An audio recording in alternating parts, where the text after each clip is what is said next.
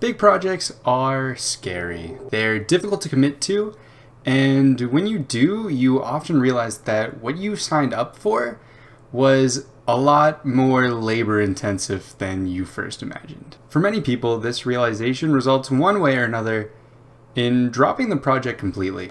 But do you ever wonder what would happen if you stuck it out to the very end?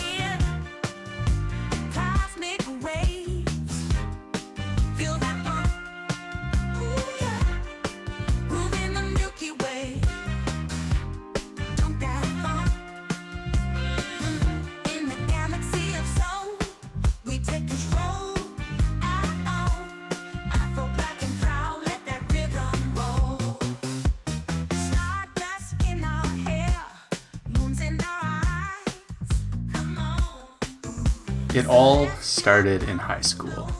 I used to make crummy old drawings and animations using just my computer and mouse, when one day my friend Peyton came to me with the simple idea of doing illustrations for his web novel, Wayfarers of the Multiverse.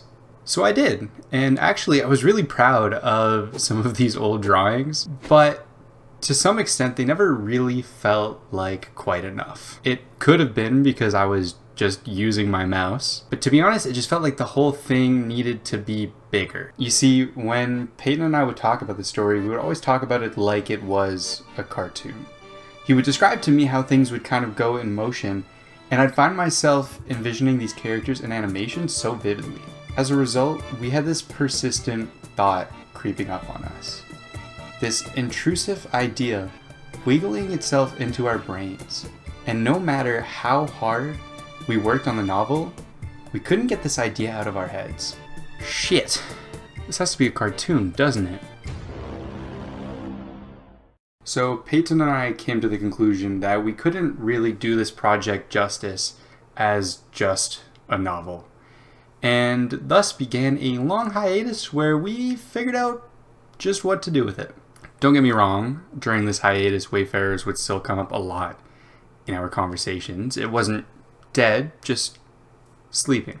Time went on, and while I figured out what to do next, Peyton moved on to college. To be honest, I was really struggling for a while, and in some ways, I guess I still am. I was working part-time at a grocery store, which is not what I wanted to be doing, and trying to maintain a relationship which was quickly imploding. Don't worry, I am now engaged to the love of my life, but at the time I was really struggling with what I wanted to do or even who I wanted to be.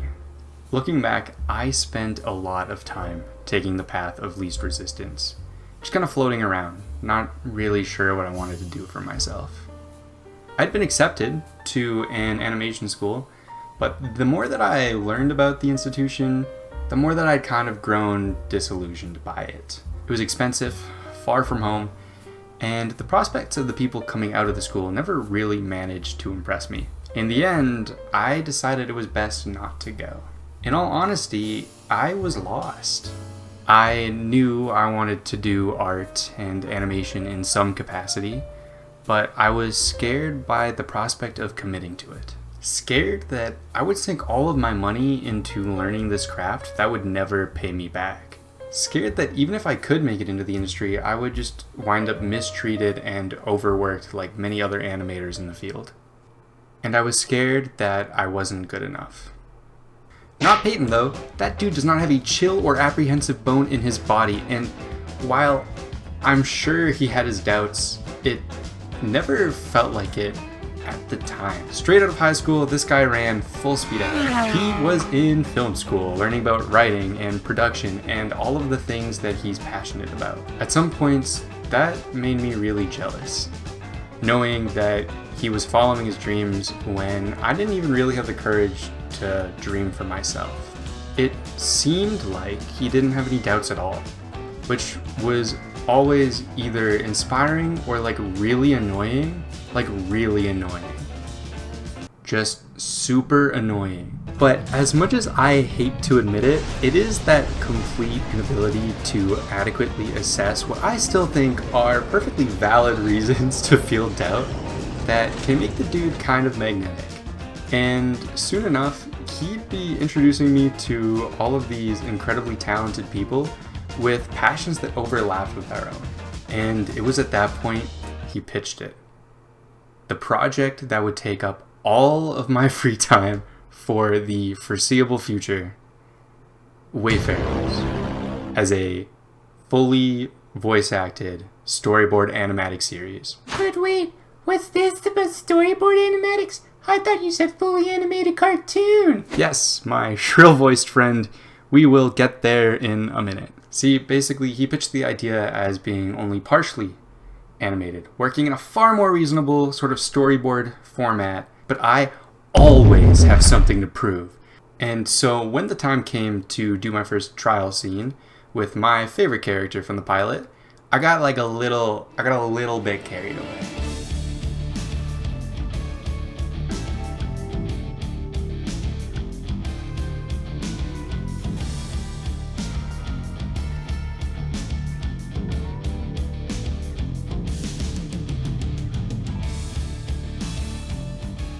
So Peyton and I agreed that he'd pay for the fancy drawing tablet I needed and still use. I bought an Adobe Animate subscription and I got to work. I worked as consistently as I could toward animating a scene that I was really fucking proud of. I'd spend late nights and early mornings when I wasn't at my grocery store job just tearing through shots.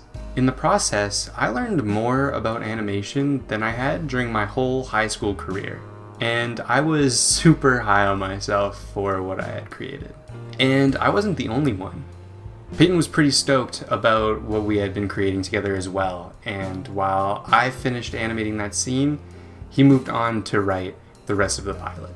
Around this time, we also had to have a conversation about payment structure, as it was originally Peyton's idea, and I had a lot of work ahead of me if we were going to make this thing. This can be a really awkward conversation to have with your friends, but if you're planning to do anything like this, I think it's really important that you have that conversation early on. Hard work deserves pay, and even though I wasn't getting industry rates or anything, it was really motivating knowing that I was at least getting something out of the time and effort that I was putting into the project. Aside from exposure, but anyway, at this point, I was a little apprehensive. We'd made a very cool test scene, but I was starting to see how long the path ahead of me might just be, and I was experiencing a feeling that I have felt before. A feeling that I was working on something that might really have legs. A feeling which usually ends in those legs being broken, sending the project face-planting into a screeching halt as the mounting weight of the work that I signed up for rears its ugly head. This time was different though. Early on it felt like there was always something new to look forward to. New scenes, voice actors, music, and whatever else your pretty little mind dares to imagine. There were constant prospects for the future of the project. Not to mention all of the incredible people so excited to help out. And without them, there's no way we ever would have finished the pilot. Not just because of the incredible labor that they put into Wayfarers, and they did, but also because of the inspiration that comes from knowing that other people care about this thing just as much as you do. It is that type of sort of collaborative inspiration, I think, that makes a project like that even possible to begin with. It made working on Wayfarers addictive. I would spend all of my time at my real job just imagining and brainstorming the ways that I would sort of animate these characters in scenes when I got home. You have to remember that at the time I didn't really have anything else going on. And so Wayfarers was really what I would look forward to. I would work a shift at the grocery store, get home, and animate. Almost every day. Well, for as long as I could, at least. Even the things that you love can start to drain you if you do them enough. This is a fact that I think every artist can relate to. At some point, the work you do is bound to drag. The pieces of the process that you're maybe not so into start to feel longer and more common. And even the parts that are supposed to make you happy can start to feel daunting and overwhelming. It would be dishonest of me to say that I enjoyed every moment of working on Wayfarers. Especially that drive-thru scene. Fuck that, man. Fuck that stupid-ass car. Nobody likes drawing cars. You don't like drawing cars. If you do, you're a masochist, and you're lying. Fuck you. Why do we even include it? What is it even... Why did we... I animated that whole scene. We, thought about cutting it, dude. It's oh my god. Anyways, things definitely aren't always, exciting and fun. I would be lying if I said I was proud of every individual shot, or that I truly did the best work I could possibly do the whole way through. The truth is, all creative projects require a shit ton of work. Animation in particular is a pretty grueling art form that asks a lot of a person's patience and consistency. Two attributes that I really struggle with. For reference, I tried to record this video the whole way through, over a month ago, and I'm finally getting back to it now. Throughout the process, I would have to make tiny adjustments on dozens of shots. I fixed hundreds of mistakes. I dealt with so many technical difficulties. Problem after problem would mount, and the thought of animating was almost excruciating. Almost physically painful. And in the end, all of that work fixing shots was never enough. It felt like I was never enough. When we started Wayfarers, it felt like I was signing up for a long and difficult hike. But at this point, it was like I could see the clouds parting, only to reveal that I was at the base of a mountain never climbed by anyone I know, with no rope and no shortcuts. So I stopped, at least for a while. I began to work more with sudden bursts of inspiration than with the consistent, feverish effort that I had begun the project with. I would take long breaks followed by short bursts of animation. Noticing that I was in a rut, Peyton and I tried many methods of managing my work, some more effective than others, but in the end, nothing really stuck, and Wayfarers faded away as just another memory. Just kidding, fuck that. So here's the thing, it is totally okay to feel that burnout, that exhaustion, and the anxiety that comes with it. It is okay to struggle with that stuff, but at the end of the day, you can't let it consume you. So in case you've been in that place, or are worried about sort of falling into that mindset, here are some of the tips that really helped me.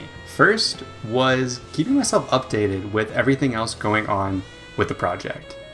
I was really lucky to have a co-creator and producer working on everything other than the animation. Not only because I totally could not do that stuff myself, but also because it meant there was someone working parallel to me, and that there were things going on and being updated about the project completely separate from the animation. New voice actors, lines, music, edits of scenes that I had previously animated, and seeing all of this stuff and my work sort of come together in real time, especially being elevated by all of these other amazing creatives, that really motivated me to keep going. It also really helped getting to talk to these people and to hear how excited they were about the project. It's one thing to know that you care about something, and it's another to know that so many other people are attaching their hopes and faith to the same thing you are. It made me feel like, in some way, at least to the people I was working with, what I was doing was important. Finally, just giving myself the opportunity to enter the flow state is huge. Peyton and I realized that if I stopped working on Wayfarers for a while, it was really hard for me to want to pick it back up again. So we went with a different approach. Every day, I would open up an animation file and I would work on it for 10 minutes. A lot of the time, that meant that I did one drawing. A lot of the time, that meant that I just opened up the file and stared at an empty canvas and did nothing. I knew what I had to do, but I kind of lacked the will to do it. Except when I didn't, and suddenly 10 minutes would turn into several hours of quality work as I'd find myself blasting through shots that I previously did not want to touch with a 10-foot pole. You see, it turns out if you give yourself the opportunity to be creative and to just do the damn thing that you want to do, a lot of the time you'll actually get it done. Eventually, looking at all that we accomplished, I realized that I had done more work on this project than anything else I've ever worked on before. Peyton and I, and all of these amazing people who worked on this project with us, we could all tell even before the finish line that we had made something really fucking cool. So with the end finally in sight, and the awesome work that my friends and I had accomplished pushing me forward, I was able to rip through to the end of the pilot and create some of the pieces of animation that I am most proud of. But don't just take my word for it. See for yourself.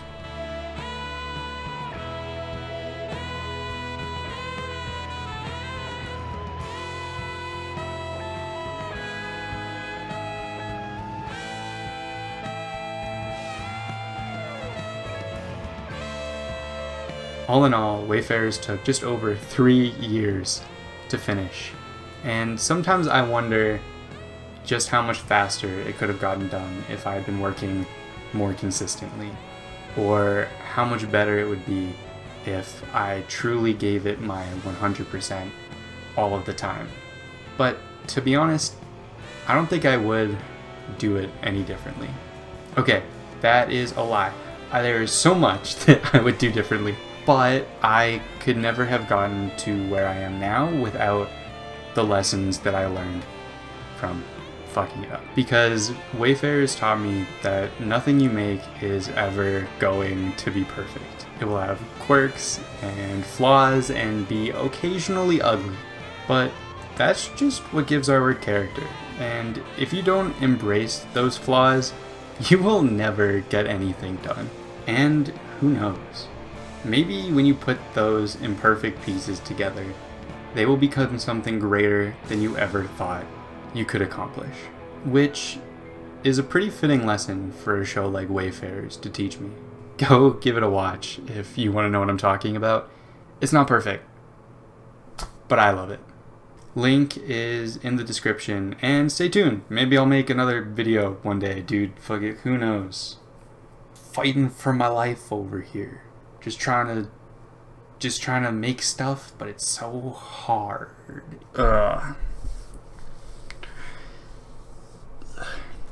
You know, thinking about it, I feel like this is probably a video that I needed to make because I'm struggling with the same problems I was with Wayfarers on current projects. Fuck, even this video. So yeah, I don't know if that's something you care about or if this is gonna be even in the video, but I'm thinking about it now, so that's probably good for me, I guess. Anyway, yeah, fucking bye.